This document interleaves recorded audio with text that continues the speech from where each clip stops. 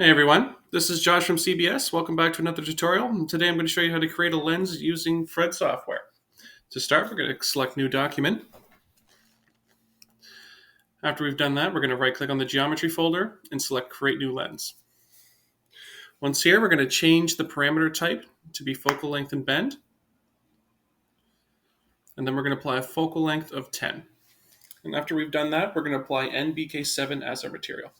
So to do that, we're going to click on Glass.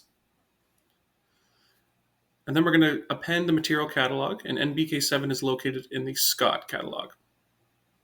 So we scroll down, select NBK7, click OK, and NBK7 is now visible as our lens material. After we click OK, we can then see our lens visible in the 3D view, and we're going to move on to the optical source. So we're going to right-click on the Optical Sources folder, mouse over Create New Source Primitive, and select Plane Wave.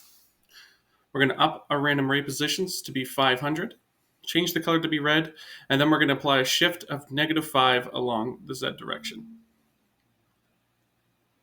After we've done that, click OK, and we're now able to see both our lens and our optical source in the 3D view. Now that we've done that, we're going to make our analysis plane. So we're going to right-click on the Geometry folder, mouse over Create Element Primitive, and we're going to select Plane. We're going to leave all the default settings, and then we're just going to right-click and append and apply a shift of 10 along the Z direction, and click OK. Clicking the View All button, we can now see all three of our elements in the 3D view. And now after we've done that, we're going to attach an analysis surface to our plane. So we're going to open up the Geometry folder, open up our plane so we can view our surface, right-click, and we're going to select Auto Create and Attach an Analysis Surface. And then we can see in the 3D view that it's been applied. Now after we've done that, we're going to run the ray trace by mousing up to the top and selecting Trace and Render. And here we can see that our rays are being focused onto our analysis plane. And to see the behaviors of the rays at the analysis plane, we're going to select the Position Spot diagram.